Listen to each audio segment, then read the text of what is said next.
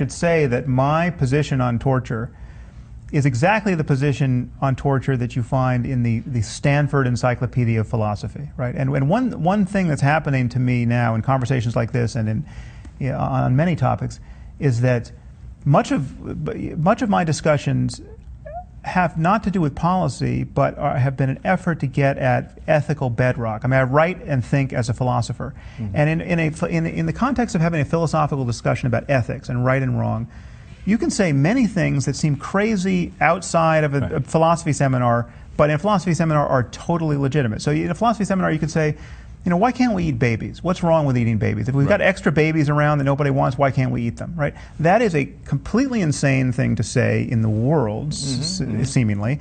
That's the kind of thing that if quoted out of context, if Glenn Greenwald decides to tweet, Sam Harris can't figure out why we can't eat babies, right? It makes me look like an asshole.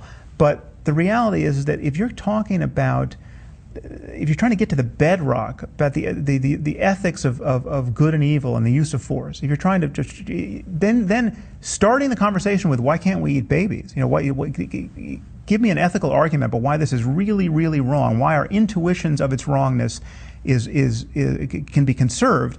That is a totally legitimate thing to do, and there's not a philosopher on earth who would think you were a weirdo for having that conversation.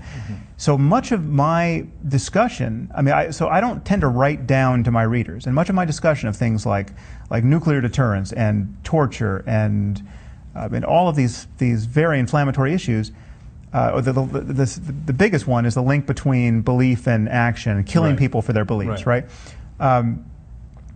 Those are had in the context of a very extensive conversation in philosophical terms about how do we get to ethical bedrock. What makes it right to kill Osama bin Laden? How is it right? Is it right by virtue of all the people he's killed?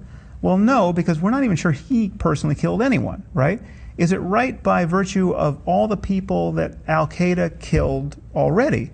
Well, why? Because killing Osama bin Laden doesn't bring them back to life. It doesn't help anybody who's already been killed. It doesn't help their families. No, it makes sense based on what he's aspiring to do in the future. All the people we're going to hopefully prevent from being killed.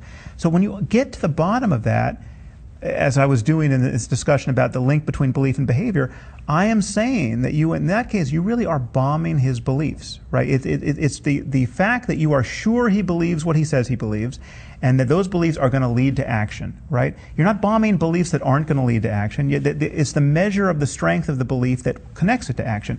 It's an extensive conversation about the nature of belief and what beliefs are as programs of action, and I can defend every part of that argument, but it's hard to defend it when someone says, oh, you're just trying to kill people for thought crimes. No, I'm trying to get to an ethical justification for why it was okay to kill Osama bin Laden if we couldn't capture him. I'm not even someone who thinks he should have been killed. I think he should have been captured. But if we couldn't capture him, killing him made sense not as retribution, as many people think. The logic of retribution makes absolutely no ethical sense to me.